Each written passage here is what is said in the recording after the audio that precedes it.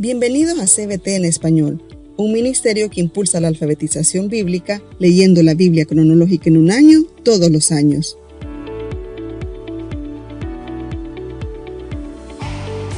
Iniciamos la era de los jueces, donde los hijos de Israel pasaron de tener una generación en victoria a una generación en fracaso.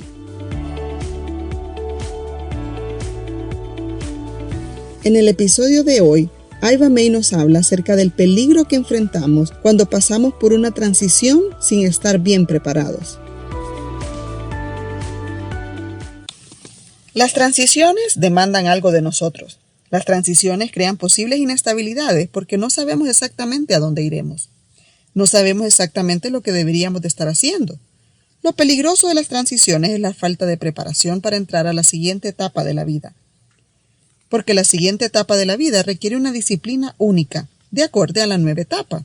Hábitos de disciplina que debemos de desarrollar en medio de lo que está ocurriendo, y eso es difícil. Esto me hace pensar en Jueces capítulo 2, versículo 10.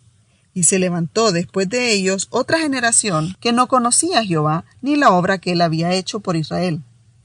Aquí hubo una transición. Tenemos a una nueva generación que no tiene acceso o no tuvo la experiencia de los milagros que ocurrieron en el desierto. No tuvieron la experiencia de ver cuán radicalmente Dios había alterado el panorama a medida que ellos entraron a la tierra y él destruyó Jericó, Ai y eventualmente 31 reyes fueron destronados.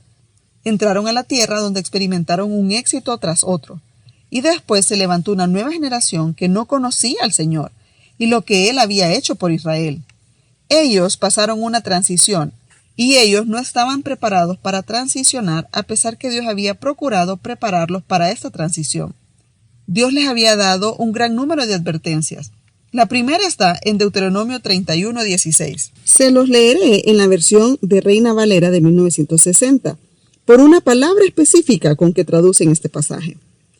Y Jehová dijo a Moisés, he aquí, tú vas a dormir con tus padres, y este pueblo se levantará y fornicará tras los dioses ajenos de la tierra donde va a estar en medio de ella, y dejará e invalidará mi pacto que he concertado con él. Esta es la primera vez que Dios utiliza esta expresión, fornicará tras los dioses ajenos, que significa jugar a la ramera. Él vuelve a usar esta expresión durante la era del cautiverio, donde Dios describe a los hijos de Israel constantemente que jugaron a la ramera. Él utiliza palabras fuertes como que se prostituyeron para describir a los hijos de Israel. Esta es la primera introducción a toda la idea de esto, que es lo que ocurrirá. El contexto es que se han olvidado del Dios viviente y ahora juegan a la ramera. Es que ahora están interactuando con los dioses de los pueblos de alrededor de ellos, que realmente no son dioses. ¿Qué es una ramera? Lo busqué en el diccionario y encontré esta definición, que es una fémina capaz de tener relaciones sexuales frecuentemente con diferentes compañeros y completamente indiscriminadora en su escogencia de compañeros sexuales y es apreciada por todos los que la conocen, también conocida como una santa del sexo. Yo me quedé como, ¿cómo? ¿De qué están hablando? Pero ¿no es esto cierto? Cuando él utiliza la palabra ramera, él está describiendo a un pueblo que ha cometido prostitución espiritual, que llegaron a adorar a cualquier dios, a cualquier ídolo, debajo de cualquier árbol alrededor de ellos. Y esto es lo que caracterizó a Israel durante esta época de jueces. Pero antes tenemos Josué, capítulo 24. Moisés les advirtió en Deuteronomio, y ahora tenemos a Josué, que también les advierte, y les dice lo siguiente en Josué 24, 19 al 23. Entonces Josué advirtió a los israelitas, ustedes no son capaces de servir al Señor porque Él es Dios santo y celoso. No les perdonará su rebelión ni sus pecados. Si abandonan al Señor y sirven a otros dioses, Él se pondrá en contra de ustedes y los destruirá, aunque les haya hecho tanto bien en el pasado. Pero los israelitas respondieron a Josué, eso no, nosotros serviremos al Señor. Ustedes son testigos de su propia decisión, les dijo Josué. Hoy han elegido servir al Señor. Claro que sí, respondieron. Somos testigos de lo que dijimos. Muy bien, dijo Josué. Entonces destruyan los ídolos que tienen entre ustedes y entréguenle el corazón al Señor, Dios de Israel. Lo que él está diciendo es que ya tienen a estos ídolos en medio de ellos. Ya se han alejado de Dios en muchas maneras. Y Dios está diciendo, no hay manera que ustedes se escondan de mí. Todo está desnudo y abierto a sus ojos y nosotros debemos rendir cuentas a Él. Esto no es algo, lo vemos desde el principio de la historia. Vemos a Dios evaluando a su pueblo. No es algo nuevo. Entonces les dice que se aparten de los ídolos y entreguen el corazón al Señor. Esto es algo interesante, que inclinen vuestro corazón a Jehová. Esto requiere autodisciplina. Salmos 45:10. Escúchame, oh hija de la realeza, toma en serio lo que te digo, olvídate de tu pueblo y de tu familia que están lejos. Pues tu esposo, el rey, se deleita en tu belleza, hónralo, porque él es tu Señor. Oye, hija, y mira. Es una participación activa, significa que yo voy a correr a él. Hija, porque él es mi padre y él ahora me define en base a esa relación. Inclina tu oído. No significa acercarse a medias, a escuchar a medias, sino qué tan cerca puedo llegar y capturar todo lo que esta persona está por decirme. Aún un suave suspiro, yo quiero capturar lo que él me dice. Y esto es exactamente lo que Dios me está diciendo a mí. Tienes que acercarte y traer disciplina a tu vida. Si me escuchas a mí, no podrás escuchar a todas las demás voces que están alrededor, allá afuera. Hay una voz mayor que va a definir quién soy yo, pero debo entrenar a mis oídos para que lo escuchen a él. Y él va a revolucionar mi vida. Y ese es el inicio de una aventura. Cuando dice, inclina al Señor tu corazón, esto implica que tienes una responsabilidad, porque nosotros pensamos, ay, si tan solo el Señor me despertara de madrugada. No, Dios dice, levántate, no seas perezoso, y esa es tu decisión. No es su decisión. Él dice, búscame y me encontrarás. Indaguen, búscame con tu corazón, me encontrarás. Lo que está diciendo es que tenemos una responsabilidad espiritual de inclinar nuestro corazón hacia Él. Esto es lo primero. Lo segundo que dice es la condición espiritual durante este tiempo. Vemos un número de cosas que ocurren en nuestra lectura de esta semana. Ellos fallaron en erradicar a los cananeos de la tierra. Ellos aprendieron a vivir cerca de la idolatría y a casarse con idólatras. Ellos se acostumbraron al pecado y ya no les incomoda. Lo que vemos se parece a Lot, cuando se mudó cerca de Sodoma y Gomorra. Tenemos a los hijos de Israel viviendo en medio de Sodoma y Gomorra y a ellos no les molesta. Y tenemos esto en Jueces capítulo 1, 19 al 26. El Señor estaba con los de Judá y ellos tomaron posesión de la zona montañosa, pero no lo lograron. Expulsaron a los habitantes de las llanuras, quienes tenían carros de guerra hechos de hierro. Caleb recibió la ciudad de Hebrón, tal como Moisés lo había prometido, y expulsó a todos sus habitantes que eran descendientes de los 3 hijos de Anac.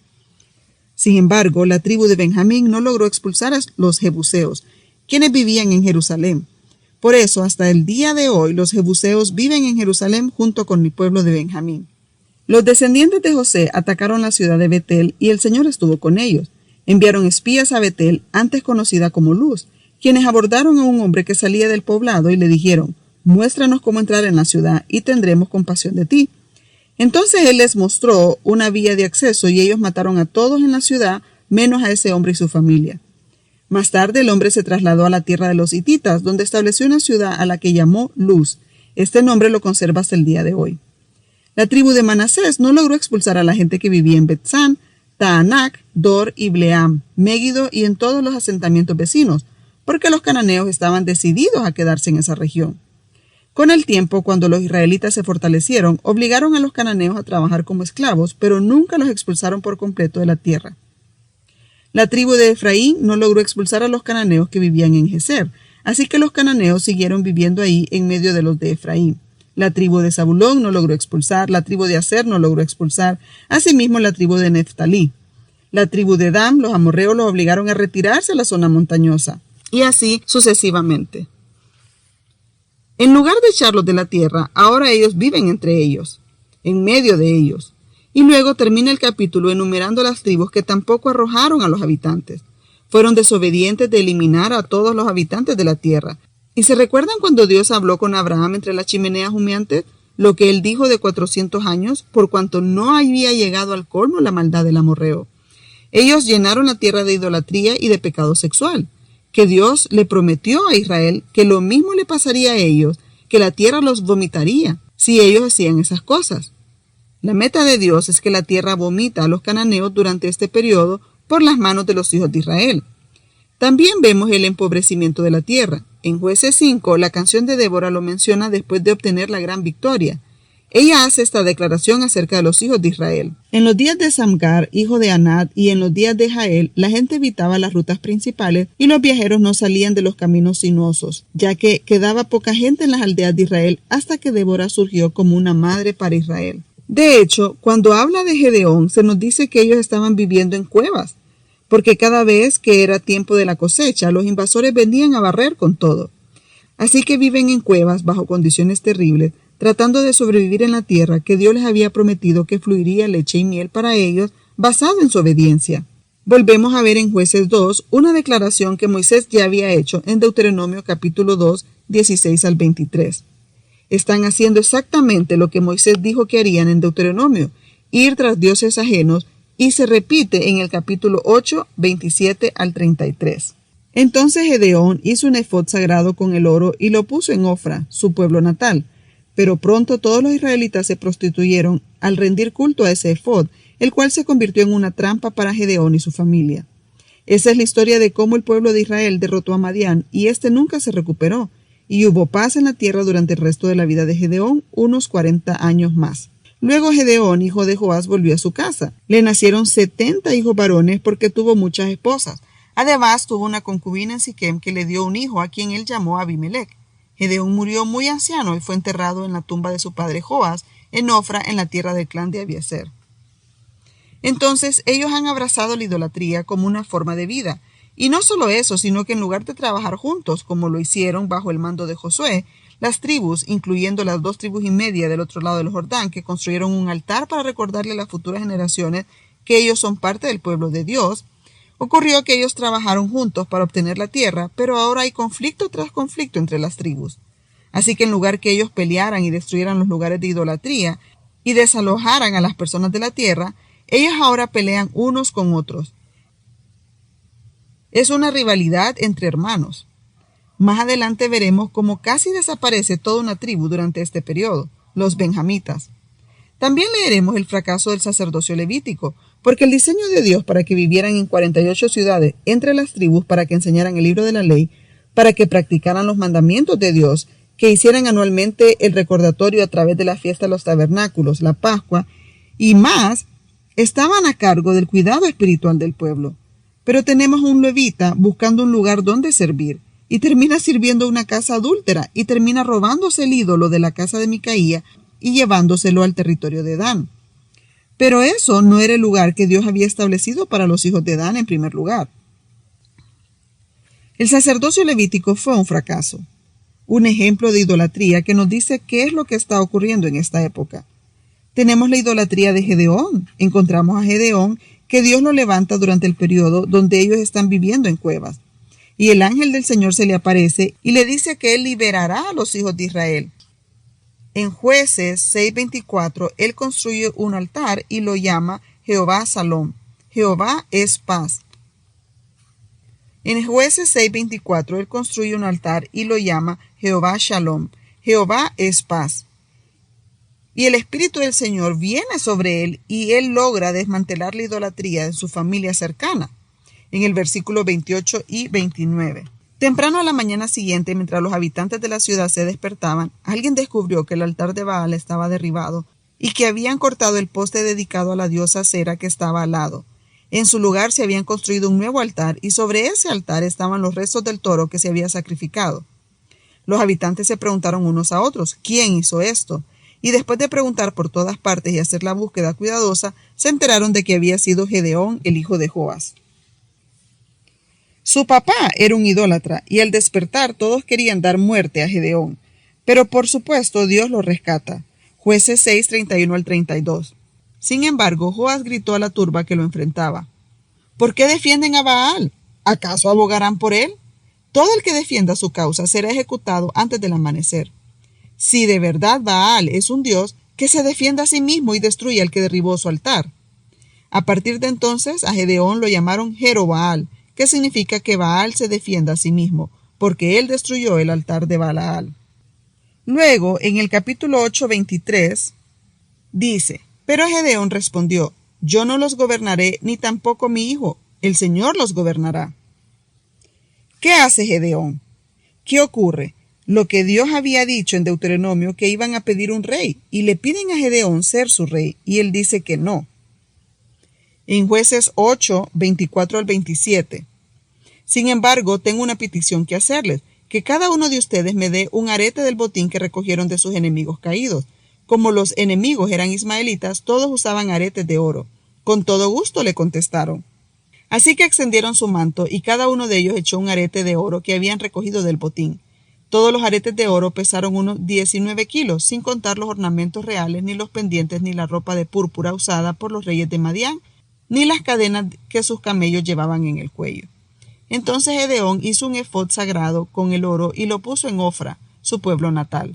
Pero pronto todos los israelitas se prostituyeron al rendir culto a ese efod, el cual se convirtió en una trampa para Gedeón y su familia. Esa es la historia de cómo el pueblo de Israel derrotó a Madián y este nunca se recuperó. Gedeón tiene un trasfondo de idolatría. Él les da una victoria militar momentánea y nomás termina la batalla, ellos lo quieren como rey. ¿Y qué hace él? Él les da algo que adorar. Él no nos lleva de regreso al Dios viviente. Así que los hijos de Israel juegan a la ramera otra vez. Bueno, toda esta idea de tener un rey es interesante porque uno de sus hijos, el hijo de su concubina, mata a sus 70 hermanos, Abimelech, que significa mi padre es rey. Y él decide que será rey. No es Dios nombrando un rey. Él ejercita su dominio y barre con pueblos por completo. Es un líder brutal. Este no es el tipo de rey que Dios desea para Israel. Esto nos dice que las personas en idolatría no pueden tomar decisiones espirituales sanas, para nada. Vemos que la poligamia se lleva a cabo. Lo que tenemos en la era de los jueces es el ciclo del pecado. Israel peca contra Dios, jugando a la ramera, con idolatría, y para llamarle la atención, Dios levanta opresores contra ellos. El tiempo más corto de opresión fue de 7 años y el más largo de 40 años. Lo que nos dice que nosotros somos un pueblo soberbio y obstinado, que no importa qué tipo de opresión Dios levante contra nosotros, somos felices viviendo bajo opresión y por largo tiempo. Pasaron 7 años antes que ellos clamaran a Dios. Una vez toda una generación vivió bajo opresión, pero eran demasiado orgullosos para clamar a Dios. Pero cuando lo hicieron, Dios levantó a un libertador para ellos. ¿Qué significa esto para nosotros? ¿Qué significa esto para los hijos de Israel? Significa que las transiciones requieren autodisciplina, siempre requieren autodisciplina. El hecho de contenerse.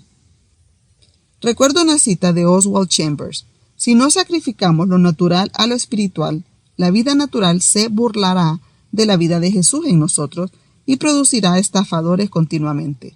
Está en inglés antiguo y no sé lo que significa exactamente. Este es siempre el resultado de la falta de disciplina en la naturaleza espiritual. Nos va mal porque con orgullo nos resistimos a disciplinarnos físicamente, moralmente o mentalmente. Debemos disciplinarnos ahora. No importa lo que fuimos de niños, porque si no, arruinaremos por completo nuestra vida. Dios no está cuando nosotros vivimos la vida natural, cuando estamos ahí acariciando la vida natural. Debemos dejar esa vida en el desierto. También en Proverbios 12:27, el escritor de la sabiduría dice: pero haber precioso del hombre es la diligencia.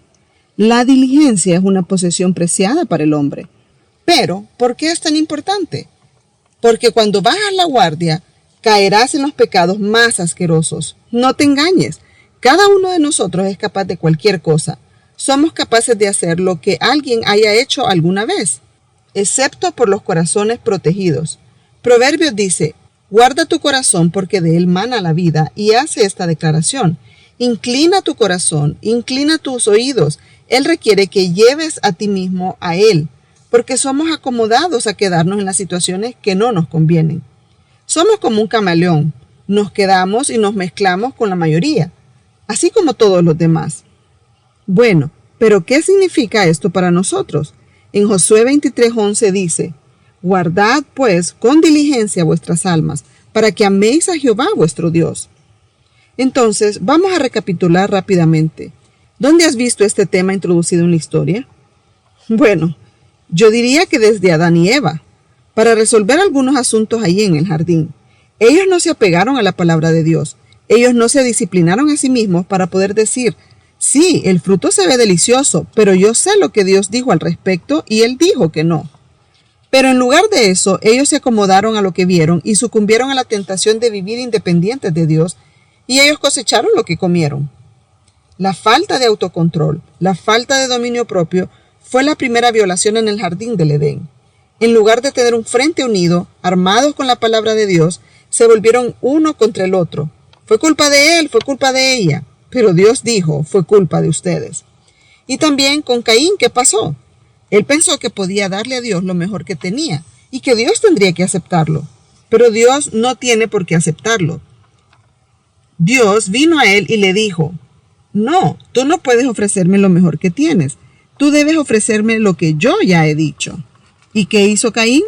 Actuó por impulso. En un momento de falta de dominio propio, mató a su hermano. Tenemos a Noé también, que después de sobrevivir a este terrible diluvio donde todo ser viviente murió, ellos salieron del arca y obviamente pues pasó un tiempo donde sembraron un viñedo, lo cosecharon y él se emborrachó. Y las personas me preguntan, ¿y qué pasó con Noé ahí? No sé. ¿Cómo reaccionarías tú después de estar un año encerrado en el arca con 4 mujeres y un relajo de animales que están haciendo sus necesidades? ¿Te imaginas el olor? No lo sé. En la primera oportunidad yo diría, necesito ayuda. Así que no se sientan superiores a Noé, porque lo más probable es que también lo hubieras hecho. Pero la cosa es que en un momento de falta de dominio propio, Cam vio la desnudez de su padre, lo que sea que eso signifique. Sodoma y Gomorra, estas eran personas que no tenían ningún tipo de dominio propio. Ellos ven a un extranjero venir a la ciudad y dicen, le vamos a hacer todo lo que querramos a ese hombre. Entonces tenemos que darnos cuenta que la falta de dominio propio es una descarga natural de la naturaleza pecaminosa. Nosotros, no por naturaleza, somos personas disciplinadas. Les contaré una anécdota. Los miércoles por la noche tengo un grupo de discipulado con algunas mujeres de mi iglesia. Y ellas me embullaron para ir a kickboxing, que es boxeo con los pies. Fui el viernes que pasó. Y tomen en cuenta que yo no he hecho ejercicio en 5 años. Imagínense, soy como un saco de papas relajado en el sofá. Pero la cosa es que fui. Y ahí estoy tratando de ponerme a la altura de los demás. Y para rematar, soy la persona más vieja que está en ese lugar. Ese día yo me di cuenta. No he estado disciplinándome. Yo solía ser disciplinada y salía a caminar 4 millas al día. Yo me motivaba pensando en las calorías que perdía para después poder recuperarlas comiendo algo delicioso.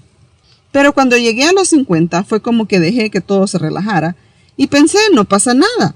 Hasta que llegué ahí a querer hacer kickboxing y estoy ahí a la par de una mujer que acaba de tener un bebé y tiene su pancita pues que le quedó del embarazo. Pero yo no acabo de tener un bebé y parece que tuve gemelos. Bueno, ya en serio, ¿sabes qué me demostró esta experiencia? Siempre cosecharás los resultados de una vida indisciplinada, sin importar el área que sea. Si eres indisciplinada en eso, se notará en tu vida de alguna manera en algún momento. Va a estallar y no podrás contenerlo. Bueno, continuemos. Vamos a desempacar esto rápidamente. Deuteronomio 4:9, Moisés los está preparando diligentemente. Él les dice, por tanto, guárdate y guarda tu alma con diligencia para que no te olvides de las cosas que tus ojos han visto, ni se aparten de tu corazón todos los días de tu vida. Antes bien las enseñarás a tus hijos y a los hijos de tus hijos. El versículo 15, 19 y 23 dice, guarda pues mucho vuestras almas, pues ninguna figura visteis el día que Jehová habló con vosotros de en medio del fuego. No sea que alces tus ojos al cielo y viendo el sol y la luna y las estrellas y todo el ejército del cielo, seas impulsado y te inclines a ellos y les sirvas, porque Jehová tu Dios los ha concedido a todos los pueblos debajo de todos los cielos. Guardaos, no os olvidéis del pacto de Jehová vuestro Dios, que él estableció con vosotros, y no os hagáis escultura o imagen de ninguna cosa que Jehová tu Dios te ha prohibido. Deuteronomio 11:16. Guardaos pues que vuestro corazón no se infatúe, y os apartéis y sirváis a dioses ajenos, y os inclinéis a ellos. Deuteronomio 12:13, 19 y 30. Cuídate de no ofrecer tus holocaustos en cualquier lugar que vieres. Ten cuidado de no desamparar al levita en todos tus días sobre la tierra. Guárdate que no tropieces yendo en pos de ellas, después que sean destruidas delante de ti, No preguntes acerca de sus dioses diciendo, de la manera que servían aquellas naciones a sus dioses, yo también les serviré. Deuteronomio 27, 9 al 10. Y Moisés, con los sacerdotes levitas, habló a todo Israel diciendo, guarda silencio y escucha, oh Israel. Hoy has venido a ser pueblo de Jehová tu Dios. Oirás pues la voz de Jehová tu Dios y cumplirás sus mandamientos y sus estatutos, que yo te ordeno hoy. Deuteronomio 28, 13. Te pondrá Jehová por cabeza y no por cola, y estarás encima solamente y no estarás debajo. Si obedecieres los mandamientos de Jehová tu Dios, que yo te ordeno hoy, para que los guardes y cumplas. ¿Te das cuenta? Dios está requiriendo algo de los hijos de Israel, que se guarden a sí mismos. Eso significa disciplínate. No vivas una vida sin límites físicos, límites espirituales, mentales y de cualquier otra índole. Si piensas que está bien contemplar un escenario en tu mente, solo es que pasas soñando con ese hombre de tus sueños que es perfecto y te dedicas a pensar en él, en cómo sería, cómo lo disfrutarías. Recuerdo a un pastor que dijo, ten cuidado con tus fantasías. Si ya está en tu mente, está en tu corazón. Y debes preguntarte, si Dios me concediera esta fantasía, ¿eso me fortalecería o me derrumbaría espiritualmente? Así que mejor corta de raíz antes que de fruto. Clausura las fábricas de pecado en tu mente, porque al tener las circunstancias perfectas, las llevarás a cabo. Ninguno de nosotros está inmune. Quiero darles algunas verdades acerca de las transiciones. Número 1. Sin un liderazgo fuerte y un estándar claro, los hombres generalmente caen en el comportamiento sin límites de pecado que caracteriza a los que están a su alrededor. Generalmente nos convertimos como los de nuestro alrededor. ¿Por qué Pablo tuvo que decir, no te conformes con este mundo? ¿Por qué? Porque la tentación es conformarnos. Número 2. La verdad nunca caduca. La palabra de Dios no tiene fecha de expiración. La palabra de Dios nunca está fuera de moda. Siempre debemos caminar en la palabra de Dios. 3. Todas las transiciones requieren cierto nivel de disciplina, porque si no, al terminar la transición, serás una persona radicalmente diferente como resultado de tu falta de preparación. Transiciona para que puedas madurar, no para convertirte en una persona diferente por completo. A mí no me importa lo que el mundo diga, pero los hombres no pueden ser mujeres, no pueden transicionar a ser mujeres. Él sigue siendo un hombre. Nunca podrás transicionar para ser algo totalmente diferente o alguien que no eres. Solo maduras en lo que ya eres. Lo que ocurre es que la prostitución ya existe en el corazón y nos vamos comprometiendo y empezamos a tolerar el pecado y eso les da la oportunidad para llevar a cabo todo el pecado que ya estaba en su corazón. ¿Por qué tenemos esto registrado en las Escrituras? Porque Pablo dijo en Romanos 15:4, porque las cosas que se escribieron antes para nuestra enseñanza se escribieron, a fin de que por la paciencia y la consolación de las Escrituras tengamos esperanza. Cuando sepamos que vamos a pasar por una transición, incluso si la transición nos sorprende, debemos de disciplinarnos y aferrarnos a Dios con más fuerza, con mayor valentía, entendiendo que es más importante cómo Él me define que lo que el mundo diga de mí o lo que otros hagan a mi alrededor. Que busquemos su sabiduría y consejo, porque esta es una nueva etapa en la que nunca hemos estado antes. Nunca habrá un momento en nuestras vidas donde podamos cortar el cordón que nos une a Dios. A Él lo necesitamos hoy. Lo necesitamos tanto como necesitábamos el cordón umbilical que nos unía a nuestra madre. Necesitamos ese cordón espiritual que nos une a Dios todos los días de nuestra vida. No podemos vivir fuera de la vida de Dios. No podemos. No fuimos creados para vivir independientes de Dios. Así que lo que caracterizó a los hijos de Israel durante esta semana de lectura fue que cada uno hacía lo que bien le parecía. Eso es un indicativo de que las personas viven vidas indisciplinadas porque se dejan llevar por lo que ven en lugar de lo que la palabra de Dios dice. Seamos personas del oído, conozcamos la palabra de Dios, conozcamos el carácter de Dios, apropiémonos de la palabra de Dios y vivamos la vida en Cristo que Él nos ha llamado a vivir en un mundo desesperado por personas que vivan sabiendo quiénes son en Cristo. Amén. Padre, te agradecemos por el aliento de tu palabra. Te agradecemos, Señor, que nos da la fuerza para hacer lo correcto. Señor, estamos desesperados por ti. Ni siquiera sabemos cuán desesperados estamos por ti. Oro, Señor, que tú despiertes un apetito espiritual que no pueda ser contenido por nada de lo que este mundo ofrece. Te lo pedimos en el nombre de Jesús. Amén.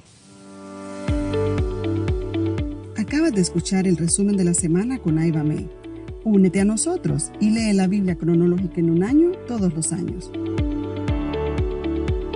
Hoy es un buen día para empezar a leer la Biblia en un año con CBT. CBT, impulsando la alfabetización bíblica.